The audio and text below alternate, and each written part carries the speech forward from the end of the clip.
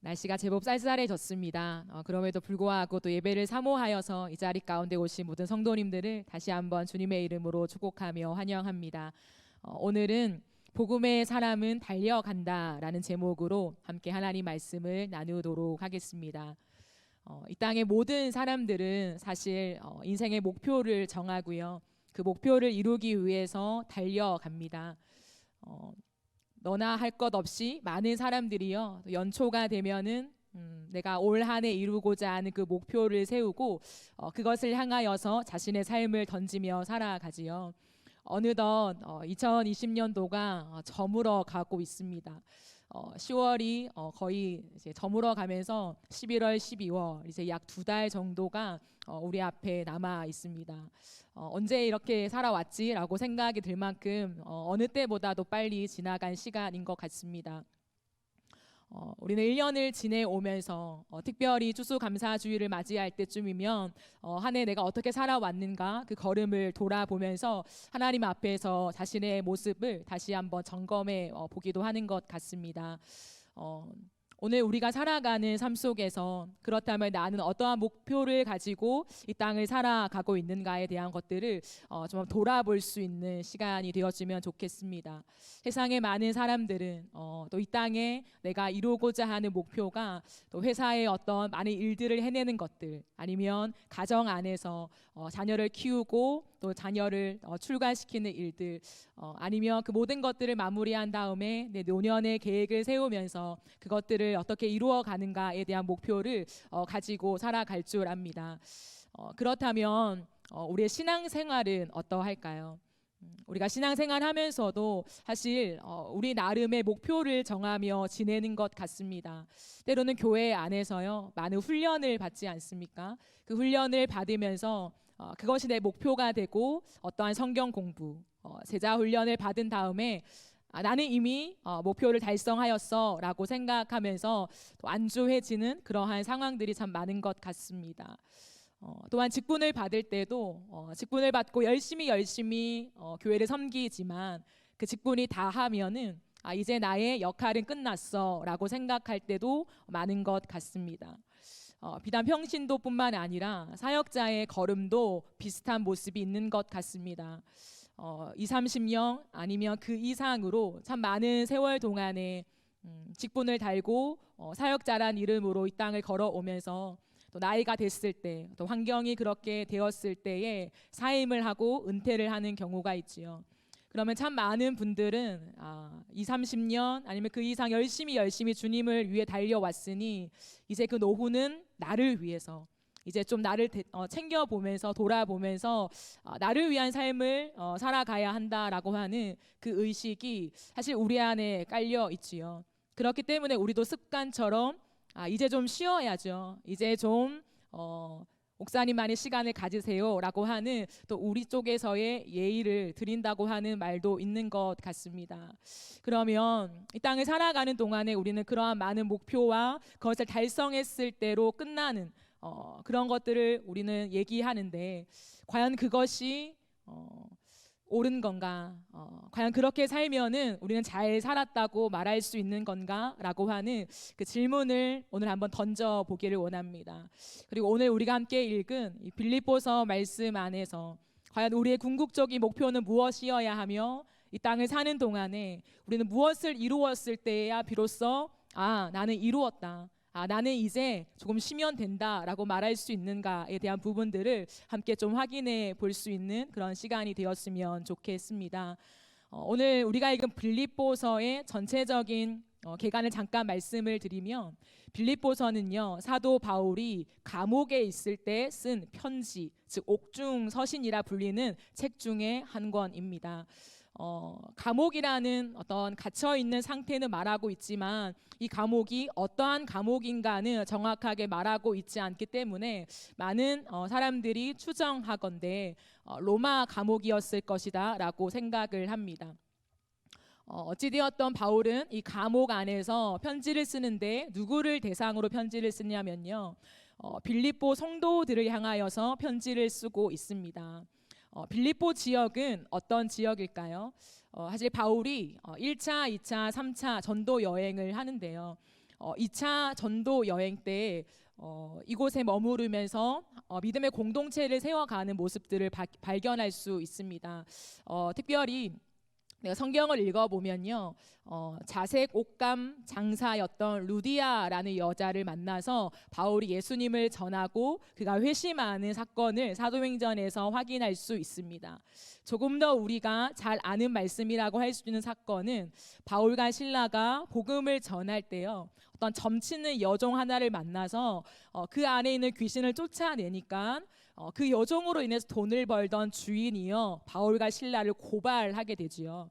그래서 이들이 감옥에 갇힙니다. 그때 바울과 실라가 하나님을 찬미하고 기도했더니 옥문이 열려서 간수들과 가족들이 구원을 받는 그러한 성경의 사건들을 확인할 수 있는데요, 그곳이 바로 이 빌립보 지역이었습니다. 어쨌든 바울은 이러한 사건들을 통하여서 이곳 가운데 믿음의 공동체를 세우고 어느덧 빌립보 성도들을 향하여 이런 편지를 쓸 만큼 든든히 서 있었던 교회였다라는 것이죠. 이 빌립보 교회, 이 빌립보 교인들을 향하여서 편지를 쓴 여러 가지 이유들은 있습니다. 바울이 감옥에 갇혀 있었을 때 그들이 바울에게 헌금을 보냈습니다. 거기에 대한 감사, 또는 소식을 들었을 때 그 빌립보 교회 안에요, 좀 분열이 있었습니다. 그래서 그 분열에 대한 부분들을 다루기 위해서 몇 가지 조금 더 이유들은 있지만, 오늘 빌립보서를 읽어보면요, 바울이 정말 궁극적으로 하고 싶었던, 그가 외치고 싶었던 조금 더 본질적인 부분이 있었음을 발견할 수 있습니다. 저는 오늘 그 부분을 함께 나누길 원합니다. 오늘 우리가 읽은 9절에 보면요, 현재 바울의 상태가 어떠한가를 기록하고 있습니다. 우리가 읽은 12절 말씀을 한 번 더 보시면요, 내가 이미 얻었다 함도 아니요 온전히 이루었다 함도 아니라 라고 말을 하고 있습니다. 바울은 자신이 지금 많은 전도 여행을 지나오고 그 속에서 이 감옥에 갇혀 있는 상태에서 자신을 표현할 때 나는 이미 얻은 것도 아니고 아직 이룬 것도 없다라는 표현을 쓴다라는 거죠. 근데 우리가 바울의 인생을 돌아보면요, 무언가 바울의 말과 그의 삶이 좀 맞지 않는 것 같습니다. 왜냐하면 오늘 우리가 읽지는 않았지만 3장 위쪽에 보면요, 5절 말씀을 한번 보시겠습니다. 5절을 보면 바울이 이렇게 말합니다. 나는 8일 만에 할례를 받고 이스라엘 족속이요 베냐민 지파요 히브리인 중에 히브리인이요 율법으로는 바리새인이요. 6절을 보시면 열심으로는 교회를 박해하고 율법의 의로는 흠이 없는 자라라고 자신을 표현하고 있습니다. 세상적으로 봤을 때 그는 태어날 때부터 출신, 신분 뿐만 아니라 살아가는 동안에서도 그는 율법으로는 흠이 없을 만큼 모든 것들을 잘 지켜낸 사람. 이 구절에 나와 있지 않지만 다른 말씀을 보면요, 가말리엘의 제자였다고 합니다. 유대인 당대의 최고의 스승이라 일컫는 가말리엘에게서부터 율법을 배웠던 그러한 사람. 여러 가지 면목 속에서 참 많은 사람들이 당신은 모든 것을 이룬 사람입니다, 참 당신은 모든 것을 얻었습니다 라고 사실은 할 만큼 많은 것을 가진 바울이었지만, 그는 나는 가진 것이, 아직 얻은 것이 내가 원하는 것을 이룰 만큼 만족스럽지 않습니다 라는 표현을 쓴다는 거죠. 그것은 1차적으로는 일단 바울에게 있어서 그 육체적인 것들, 육체적으로 내가 얻는 신분, 출신, 율법으로서 내가 얼마나 잘 그 율법을 이루었는가, 아니면 누구 밑에서 나는 배운 그런 제자인가라고 하는 이 육체적인 것이 바울의 궁극적인 목표가 아니다라는 것을 확인할 수 있습니다. 그런데 우리가 조금 더 의문스러운 것은 육체적인 것은 오늘 성경에서 확인하는 바 배설물로 해로 여길 만큼 그것이 바울의 목적은 아니었다, 목표는 아니었다라는 것을 우리는 익히 잘 알고는 있습니다. 그렇다면 사도행전 9장을 보건대 다메섹 도상으로 가는 길 속에 예수님을 만나고요, 바울의 인생이 180도로 변했지 않습니까? 그러면 그의 인생에서 최고의 가치라고 일컫는 그 예수 그리스도를 만나고 그 예수 그리스도를 소유하는 그 동행의 기쁨을 가지면서 이 땅을 살아왔습니다. 그렇다면 얻었다라고 말할 수 있지 않을까? 이미 이루었다라고 말할 수 있지 않을까 생각할 수 있습니다. 그의 인생을 보건대 예수를 만난 이후에 그 예수 그리스도 안에 담긴 복음의 진가를 소유하면서요, 그는 정말 척박한 땅 가운데 가면서 복음을 전했지 않습니까? 우리가 아는 것처럼 아시아, 유럽까지 이어지면서 그는 예수 그리스도의 복음을 전하고요, 그곳에 교회, 즉 믿음의 공동체를 세워놓는 참 많은 일들을 하였습니다. 사도행전을 읽어보면 바울이 걸어갔던 그 한 걸음 한 걸음 속에서 참 처참한 일들, 돌에 맞고 피를 흘리면서, 하지만 다시 한번 그 성에 들어가서 복음을 전할 만큼 자신의 삶을 내던져서 예수 그리스도의 그 복음을 심고 그것을 자라게 하며 또 더 많은 사람들을 세워놓는 일들을 바울은 했다라는 거죠. 이쯤 되면 바울 정말 많은 것들을 하셨습니다 라고 우리는 평가할 수 있으며, 바울 자신도요, 그래 내가 돌아보건대 회심한 이후부터 지금까지 난 참 많은 일들을 한 것 같다 라고 스스로 평가할 수도 있을 것 같습니다. 하지만 그는 지금 그 숱한 핍박과 고난 속에서, 이 감옥에 갇혀있는 이 상태 속에서 자신을 표현할 때 나는 이미 얻은 것도 아니요, 나는 온전히 이룬 것도 아니다 라고 한다는 거죠. 그렇다면 바울 안에 무엇이 남아있길래 나의 목표는 아직 달성되지 않았습니다 라고 표현하고 있을까요? 자신이 가야 하는 그 로마, 그것이 아직 남아있기 때문에, 그곳에서의 전도가 아직은 미비하기 때문에 바울이 이런 말을 하고 있는 걸까요? 사실 그렇지 않은 것 같습니다. 그러면 바울은 왜, 그가 가진 목표는 과연 무엇이길래 그는 아직 이루지 않았다라고 할 수 있는가, 그것을 좀 살펴보려고 합니다. 오늘 우리가 읽은 12절 하반절 말씀을 함께 좀 살펴보겠습니다. 오직 내가 그리스도 예수께 잡힌 바 된 그것을 잡으려고 달려가노라. 13절을 보시면, 형제들아 나는 아직 내가 잡은 줄로 여기지 아니하고 오직 한 일, 즉 뒤에 있는 것은 잊어버리고 앞에 있는 것을 잡으려고 표대를 향하여 그리스도 예수 안에서 하나님이 위에서 부르신 부름의 상을 위하여 달려가노라 라고 말하고 있습니다. 즉 그리스도에게 잡힌 바 된 그것을 잡으려고, 한글 성경으로는 조금 난해하게 표현되어 있긴 하지만 이미 내게 주어지지 않은 건 아닙니다. 하지만 그것을 더 잡으려고, 즉 조금 더 쉽게 설명한다면 그것을 성취하려고 라고 표현할 수도 있습니다. 무언가 예수 그리스도 안에서 내가 이미 가졌지만 아직 뭔가 완성되지 않았기 때문에 그것을 성취하기까지 내가 잡으려고 한다, 그것이 내 목표다 라고 표현하면서, 또다시 그 다음 구절에서 오직 한 일, 즉 뒤에 있는 것은 잊어버리고 라는 표현을 쓰지요. 우리가 그냥 한글 성경으로 이 구절을 읽을 때 내가 지금까지 했던 일, 과거로부터 지금까지 했던 수많은 일들을 잊어버리고 내가 앞을 향해 달려가겠다라는 표현으로 해석할 수도 있지만, 사실 이 뜻은 그 뜻은 아닙니다.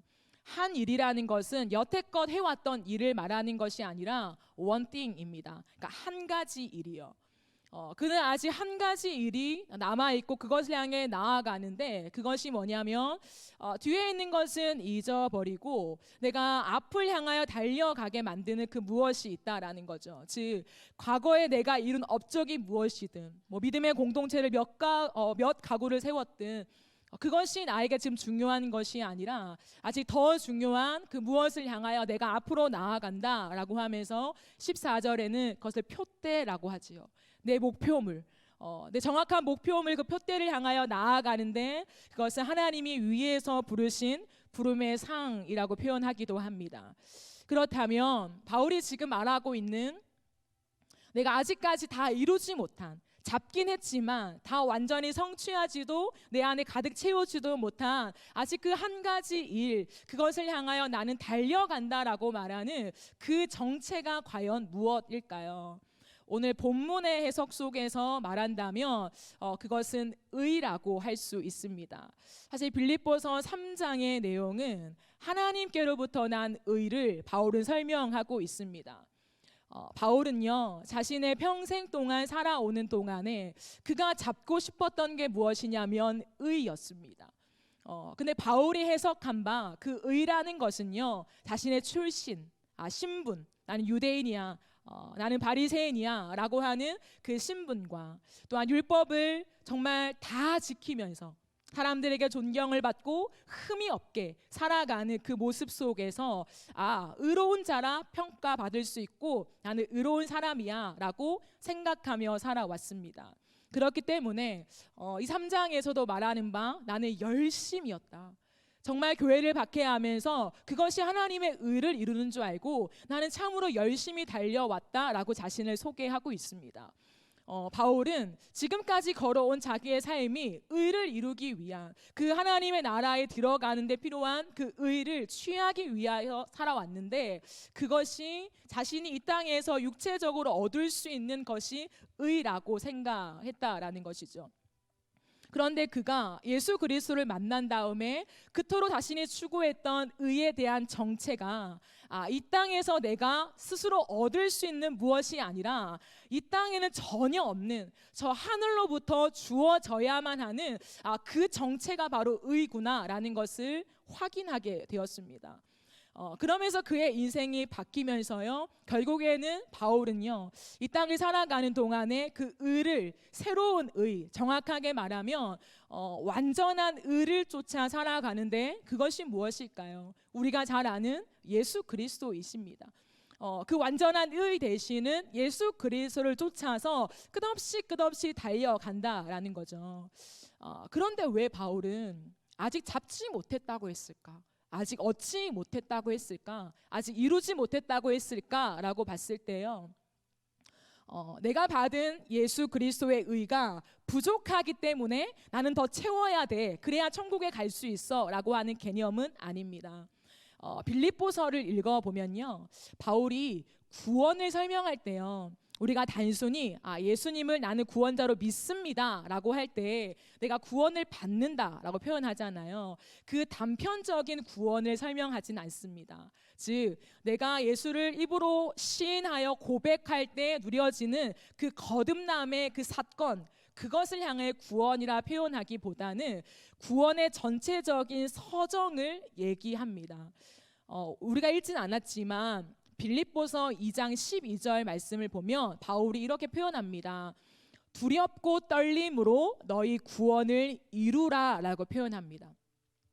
이 구절을 보면 구원은 한 번 구원받을 때 완성되는 것 아닌가? 근데 왜 구원을 이루라고 하지? 구원은 내가 빼앗기지 않기 위해서 열심히 이루어가는 과정이구나 라고 착각할 수도 있습니다. 하지만 이 표현은 단편적인 구원을 설명할 때 쓰는 용어가 아니라 전체적인 구원의 서정, 포괄적인 그 구원의 서정을 설명할 때 쓰이는 말이거든요. 이 구원의 서정이 무엇인가라는 질문 앞에 우리가 찾아볼 수 있는 구절은 어디냐면 로마서 8장 29절과 30절 말씀입니다. 이 구절을 읽어보면 구원의 서정을 바울이 나열하고 있습니다. 그것이 무엇이냐면 먼저 주님은 하나님이 구원받을 자를 미리 아신다라는 거죠. 미리 정하심을 말씀합니다. 예정이죠. 그 예정이 구원의 시작임을 말합니다. 근데 하나님이 미리 정하신 자를 때가 되면 부르신다라고 합니다. 그 부르심, 콜링의 사건이 있다는 거죠. 근데 부르신 자들을 의롭다고 하시는 그 단계가 있습니다. 그것을 우리가 성화라고 신학적으로 설명을 하지요. 근데 그 성화의 단계를 지나면서 완전한 주님의 나라에 갈 때 우리는 어떻게 변화되냐면 영화롭게 된다라고 합니다. 그렇기 때문에 구원의 서정을 말할 때 예정, 부르심, 성화, 영화의 단계로 우리는 설명할 수 있다는 거죠. 바울은 지금 빌립보서에서 구원을 설명하고 의를 설명할 때요, 이 구원의 서정 안에서 지금 이 표현들을 다루고 있는 것입니다. 그렇기 때문에 바울은요, 내가 의를 이룬 것이, 내가 의를 받은 것이 부족해서가 아니라 마치 하나님의 나라를 설명하는 것과 같습니다. 즉 이것이지요, 하나님의 나라는 이미 우리에게 왔지요. 하나님의 나라가 어디 있습니까? 라고 할 때 우리는 네, 이미 제 마음속에 있습니다 라고 표현합니다. 그죠? 근데 우리는 내 마음속에 있는 하나님의 나라로 만족하는 것이 아니라 우리의 완전한 나라, 그 천국, 예수님이 재림하실 그때에 우리 가운데 도래하게 될 하나님의 나라를 우리는 기대하지요. 그렇기 때문에 하나님 나라를 설명할 때 이미 왔으나 아직 완성되지 않은 나라다라고 우리는 표현합니다. 동일한 맥락 속에서 바울은 이것을 설명하고 있다라는 것입니다. 이미 내가 예수를 소유하고 이미 내가 의를 얻었지만 이 땅에서는 아직까지 완성되진 않았지 않습니까? 그 완성된 그 나라를 향하여서 달려가는 것이 나의 목표다라는 것을 설명합니다. 정확하게 이 부분들을 한 번 더 확인할 수 있는 구절은 베드로후서 3장 13절 말씀입니다. 거기엔 이렇게 나와 있습니다. 우리가 그의 약속대로 의가 있는 곳인 새 하늘과 새 땅을 바라보도다라고 합니다. 의가 있는 곳이 어딘가? 그 완전한 의, 그 완전한 의는 새 하늘과 새 땅, 즉 예수님이 재림하실 그날에 완성될 하나님의 나라가 완전한 의가 있는 곳이다라고 설명한다라는 거죠. 우리 안에 의가 이미 임했죠. 우리가 의로운 사람이죠. 하지만 이 땅을 살아가는 동안에 아직 완성되지 않는 그 의가 마지막 날에 예수 그리스도께서 가지고 올 그 하나님의 나라에 우리에게 이루어질 그 완성된 의요 또한 하나님의 나라인 것을 바울은 설명하고 있다라는 것입니다. 그렇기 때문에 바울이 오늘 이 본문 속에서 그가 목표로 삼는 것이 무엇인가 라고 했을 때 그것은요, 의죠. 예수 그리스도죠. 하지만 그가 더욱더 열망하는 것은 무엇이냐면 그 의가 있는, 완전한 의가 있는 새 하늘과 새 땅이 내게 도래했을 그날에 그리스도를 누리되 그리스도를 만나되 완전한 연합 속에서 만날 내가 그 날을 너무너무 갈망하며 그 날이 내 인생의 목표다라는 것을 바울은 설명하고 있다라는 것입니다. 바울의 인생을 보면요, 어쩌면 참 그 누가 바울의 걸음을 뒤쫓을까라고 할 만큼 참 대단한 인생을 살았습니다. 그렇기 때문에 많은 박해 속에서요 참 많은 업적을 남겼지 않습니까? 그렇기 때문에 예루살렘에 이제 가려고 했을 때 많은 사람들이 만류하죠. 예루살렘에 가면 이제 죽습니다. 당신을 결박할 사람들이 기다리고 있다고요 라고 하면서 그를 만류합니다. 이제 그만해도 되지 않습니까? 라고 하는 표현일 수도 있지요. 함께 동역하는 사람들이 봤을 때 그 안타까움, 그가 걸어왔던 땀과 눈물의 그 많은 것들을 이제는 좀 그만해도 괜찮겠다라고 싶을 마음이, 인간적인 마음이 듭니다. 하지만 바울은 무엇이라 고백합니까? 나는 죽을 각오를 하고 간다라고 하지요. 이처럼 바울의 걸음걸음을 보면 내가 이만큼 목표물을 정하고 몇 군데 교회를 세우고 이만큼 성도들을 잘 양육하고 이제는 내가 다음 사람에게 바톤을 터치하고 나는 조금 쉬면서 정착하면서 이렇게 마지막 때를 보내도 되겠구나 라고 하는 흔적을 단 한 곳에도 발견할 수 없습니다. 그것은 무엇 때문이냐면 자신이 가진 열심이나 내가 해야만 해라고 하는, 자신이 해야지만 성이 풀리는 그러한 열정으로 얘기하는 것이 아니라 바울의 목표 때문이었습니다. 그 어떤 상황에도, 그 어떤 자신이 이룬 업적에도 흔들리지 않을 자신의 인생 가운데 변하지 않는 표대가 너무 선명했기 때문인데, 그 표대는 내 안에 이미 소유하고 있지만 아직 완성되지 않은 그 완전한 나라에 갔을 때 내 사랑하는 주님을 정말 얼굴과 얼굴을 맞대어 아는 그날, 내가 그날에 이르기까지 오늘 이 땅에서 그 예수를 더 알아가고 싶습니다. 내 사랑하는 주님을 내가 이 땅에서 더 소유하며 더 누리며 그 주님의 마음을 이 땅 가운데 더 남기며 심기며 내가 살아가고 싶습니다 라고 하는 변치 않는 그의 목표가 있었기 때문이라는 것이지요. 우리는 이 구절에서 한번 우리의 삶을 돌아보기를 원합니다. 우리의 목표가 무엇입니까? 우리는 하나님 앞에서 그 누구도 내 목표는 예수님이 아닙니다 라고 말할 사람은 없을 것입니다. 모두가 그리스도인이라면 내 목표는 예수님이시죠, 목표는 복음이지요 라고 표현할 것입니다. 하지만 왜 이 땅 가운데 많은 교회들을 바라보며 또한 우리 스스로의 평가를 했을 때 지금의 많은 교회들이 변질되었고 지금 우리의 모습이 무언가 중심을 놓쳤다라고 밖에 평가할 수 없는 그러한 상황에 우리가 다다르고 있을까요? 그 어느 때보다 복음을 열심히 전했고요, 그 어느 때보다 교회가 참 많이 세워졌고요, 그 어느 때보다 교회 안에 프로그램과 시스템과 또한 성도들의 어떠한 수준과 그런 부분들이 세상과 비교했을 때 지지 않을 만큼 화려해졌고 많은 구색을 갖추었고 그 능력 또한 탁월하다 인정받습니다. 어느 한 부분에서는요, 사실 정말 작은 소기업보다요 어떠한 대형 교회가 시스템이 더 탁월할 수도 있습니다.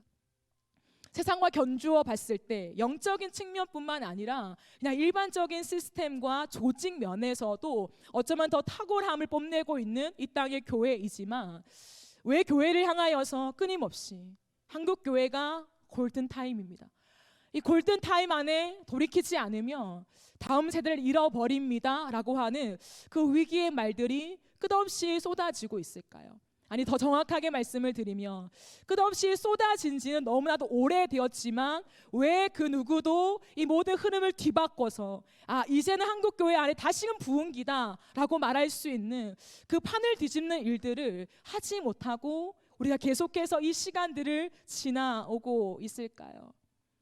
그것은 우리가 예수를 목표로 삼는다, 복음이 목표다 라고 하지만 어쩌면 어느샌가 우리 안에 우리 교회가 만들어낸 목표, 이 땅의 교회가 추구하는 수적인 성장이나 또한 구색을 갖추는 많은 프로그램이나 우리 교회가 이 정도면 다른 교회와 비교했을 때 처지지 않아, 뒤처지지 않아, 이것도 하고 저것도 하고 많은 것들을 갖추고 있으니 이 정도면 우리가 유지하면 괜찮을 거야 라고 생각하고 있는 우리가 괜찮다라고 생각하고 있는 그 목표물이 어쩌면 바울이 설정하고 가고 있는 목표와 다르기 때문이 아닌가 생각합니다.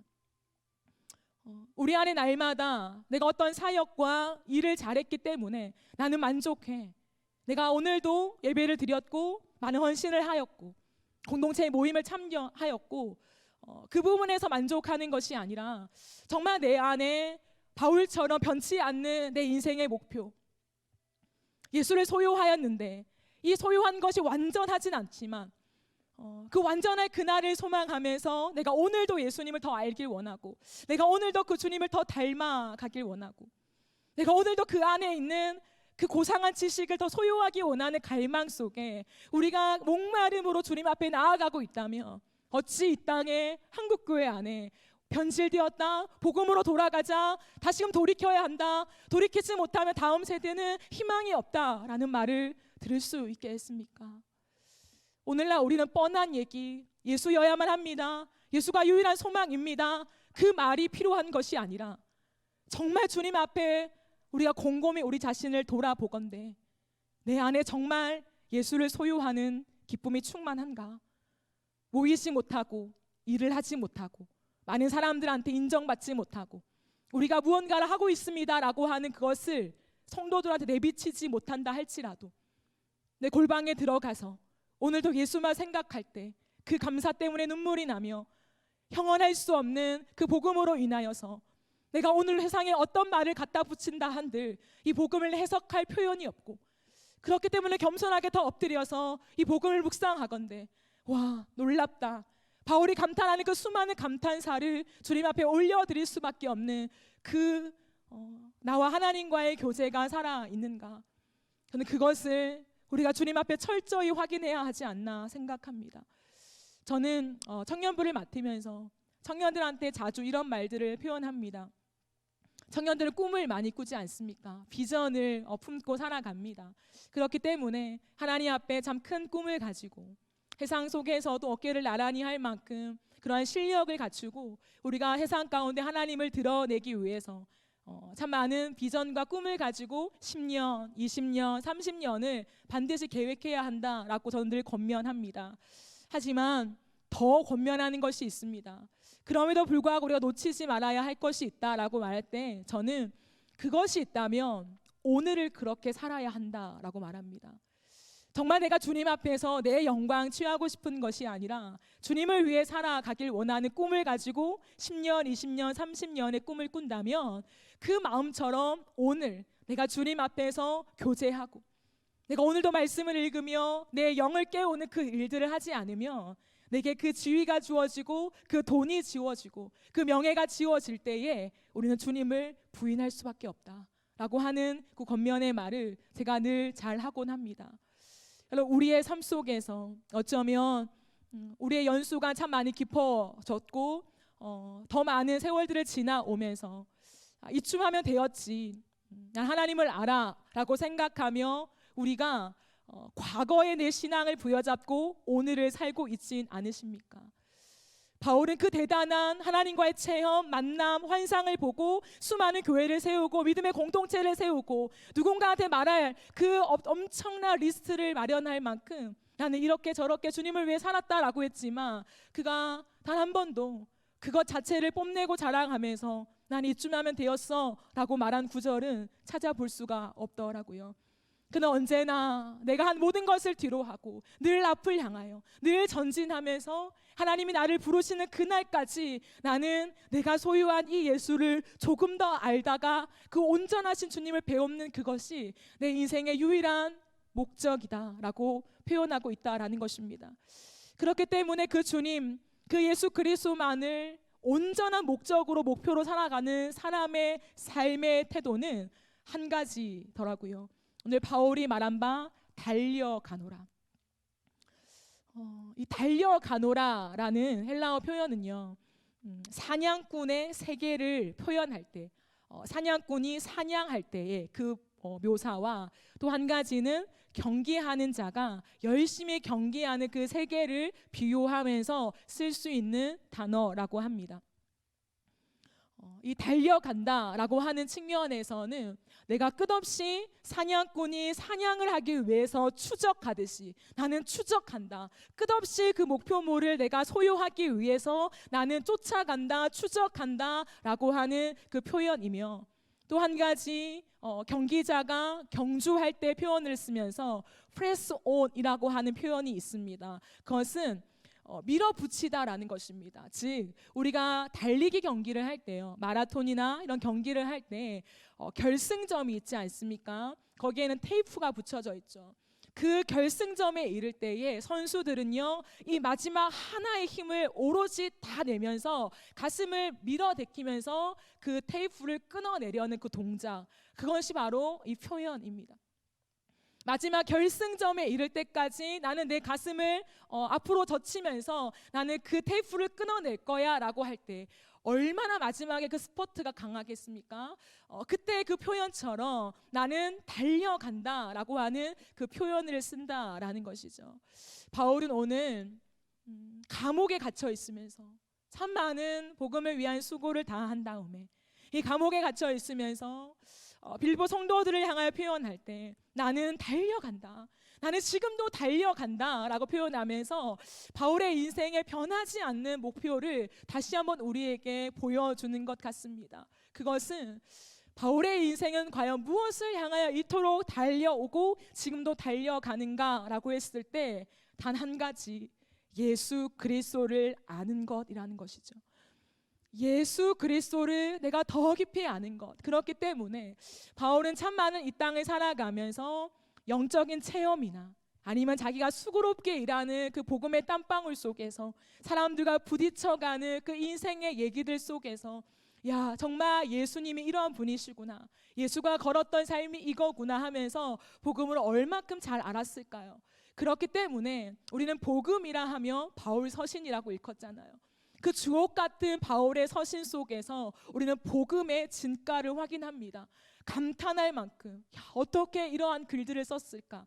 야, 어떻게 복음을, 예수를 이렇게 표현할까? 참 놀랄 만큼 주옥 같은 글들을 표현합니다. 그럼에도 불구하고 바울은요, 그래 내가 이미 가졌지, 이렇게 많이 표현할 만큼 성령의 충만하심과 그 도우심 안에서 하나님이 어떤 분인지, 그리스도 안에 담긴 가치가 무엇인지를 풍성히 알았지만 그는 무엇이라 말하냐면 이미 얻었다 함도 아니고 내가 이미 이루었다 함도 아니라, 즉 너무너무 고상한 지식이긴 하지만 이 땅을 살아가는 인간의 한계 속에, 이 죄성 속에서는 예수를 온전히 알 수 없다는 그 고백이 있는 거죠. 내가 아무리 뛰어나도, 내가 아무리 영성이 탁월해도, 아무리 사람들한테 내가 칭찬받는 많은 업적을 남겼어도 내가 아는 예수의 지식은 이 죄성의 한계에 갇혀 있다. 이 예수 그리스도를 아는 지식은 엄청날 터인데 우리 예수님이 어떤 분일까? 내가 이 정도 알아도 예수님의 가치가 너무너무 귀한데 내가 이 땅을 떠나고 영원한 하나님의 나라에 갈 때 그 주님을 온전히 안다고 하니, 그 주님을 완전히 아는 그날에 알게 될 그 예수님의 가치와 이해는 어떠할까? 늘 그것을 품으며 오늘 하루 동안에 그 예수를 더 알기 원합니다. 하나님, 내가 그 예수를 더 누리기 원합니다 라고 하는 그 간절함으로 오늘을 달려갔다라는 것입니다. 사랑하는 성도 여러분, 다시 한번 우리가 질문을 던지며 이 질문을 곰곰이 생각해 보았으면 좋겠습니다. 정말로요, 누군가한테 말하기 위한 그런 포장된 말이 아니라 정말 주님 앞에서 선영아, 너 지금 목표가 무엇이니? 너 지금 인생의 목적이 무엇이야?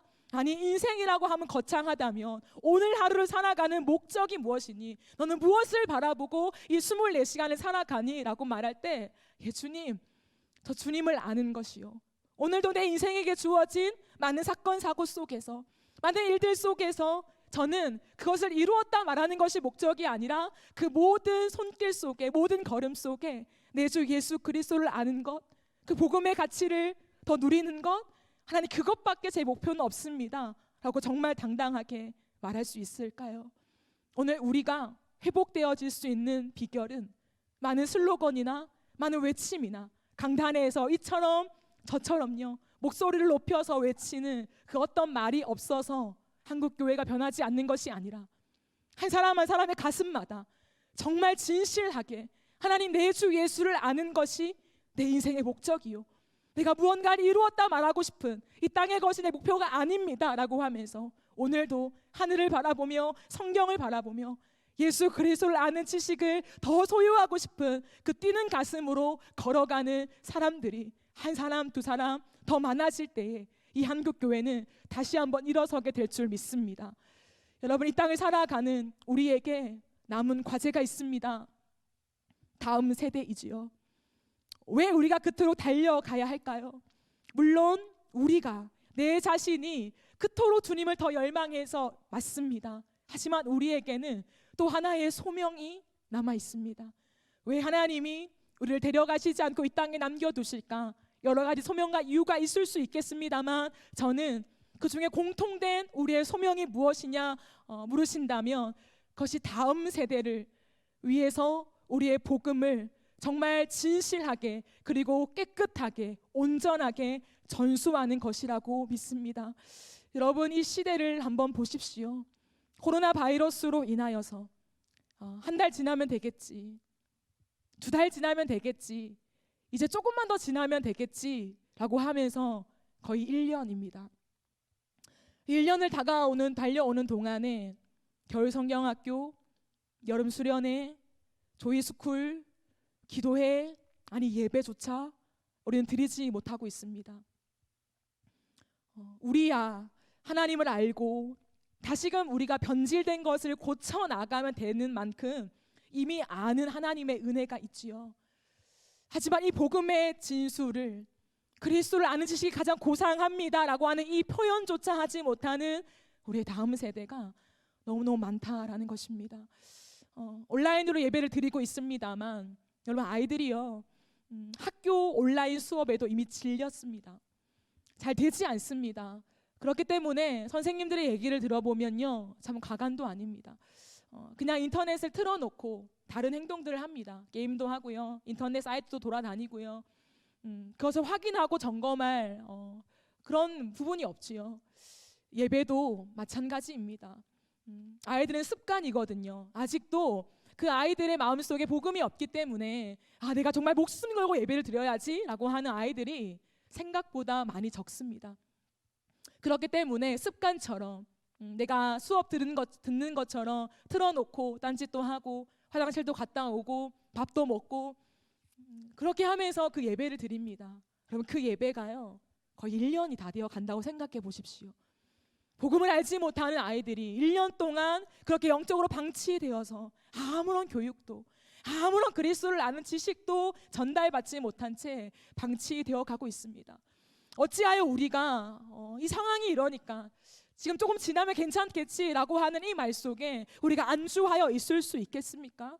여러분 아십니까? 10대, 20대의 자살률이요, 치솟고 있습니다. 우리 바로 옆에 자살하는 친구가 없어서 우리가 와닿지 않지만 통계적으로 볼 때에 지금 가장 많은 자살률이 치솟는 비율이요, 10대, 20대입니다. 말이 안 되지 않습니까? 꿈을 꾸고 인생을 계획하고 살만 난다, 나도 무언가를 해보자 주님 앞에서 하고 걸어가야 될 그 청춘들이요, 삶의 목적과 의미를 잃어버린 채 나 안 살래, 자살 사이트를 들락날락 거리며 자살할 사람들을 모으면서 그렇게 살아가는 아이들이요, 생각보다 많아요. 근데 자살 센터에서는 그 아이들을 다 보호해 주지 못합니다. 누가 보호해야 할까요? 저는 교회의 책임이라고 생각합니다. 아이들이 어릴 때부터 복음을 안다면, 복음의 가치를 안다면 세상의 평가 속에, 가정의 파괴 속에서 자신의 인생을 포기하진 않을 것입니다. 가정의 파괴 속에 아픔이 있고 관계 속에 아픔이 있고 내 진로에 대한 막힘이 있어서 나같이 쓸모없는 자라고 생각할 수도 있지만 그 안에 복음의 열정과 그 가치를 안다면 그 아이들이 복음 때문에 살 힘을 얻지 않겠습니까? 여러분 우리가요, 하나님 앞에서 정말 생각해 보아야 할 것이, 코로나 때문에 나가지 못하고 잘 이동도 못하고 할 것이 없어요. 하지만 우리 교회는 24시간 열려 있지 않습니까? 사람과 접촉을 하는 것이 감염이라면 마스크를 쓰고 와서 곳곳에서 기도할 수 있지 않습니까? 가정에서 기도하기가 어렵다면요, 이 교회에 나와서 정말 기도하건대, 교사라면 아이들 리스트를 부르면서 이 한 사람 한 사람, 결국 구원은 우리가 이루는 게 아니잖아요. 하나님이 붙잡아 주시는 것이니 하나님이 이 아이들 좀 붙잡아 주세요. 하나님이 이 아이들 인생을 포기하지 않게 해주세요. 하나님 우리의 다음 세대가 정말 이런 바이러스 때문에 다음 세대를 세우지 못하는 이 지경에 이르지 않도록 하나님 좀 도와주세요 라고 하면서 부르짖어야 하며, 교사가 아니라 이름을 모른다면 우리 안에 보내주신 많은 아이들, 그 아이들이 누구인지는 모르지만 그 아이들을 위해서 기도하면서 우리의 힘을 다하여 달려가야 하지 않겠습니까? 우리가 무언가 교회로서 공적인 모임을 못하고 공적으로 많은 사역들을 해내지 못한다고 해서 지금 수도비지, 지금 멈춰있지, 아무것도 못해, 다시 재개할 때까지 기다려야지가 아니라, 복음의 사람은 감옥에서도 편지를 쓰더라고요. 감옥에서도 그 애달른 마음 속에, 야, 이 땅에 마음 두지 마라, 우리의 시민권은 하늘에 있다, 저 하늘을 바라보고 오늘도 가장 고상한 지식 되시는 그 예수 그리스도를 향하여 달려가자 라고 고백하더라고요. 오늘 우리는요, 정말 달려가고 있는 것 맞으십니까? 정말 복음을 위하여 달려가고 있는 것 맞으십니까?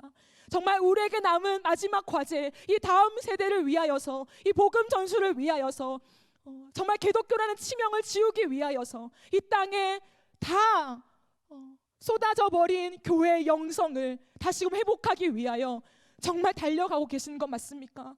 다음 세대는 힘이 없습니다. 다음 세대는 예수를 알지 못하기 때문에 지금 부르짖을 수 없습니다. 부르짖어야 하는 사람은 우리 같은 기성세대입니다. 부탁드립니다. 복음의 사람은 달려갑니다. 사랑하는 성도 여러분, 여러분의 각자의 삶 속에서 기도하고 계시고 말씀을 읽고 계시겠지만 조금 더 힘을 내어서 추적하듯이, 정말 뒤쫓아가듯이 경주자가 마지막 그 레일까지 달려가는 그 힘을 온통 내비치면서 다음 세대를 위해서 기도해 주시지 않겠습니까? 자살하려는 많은 사람들, 많은 아이들, 그들의 생명을 붙잡고 기도해 주시지 않겠습니까?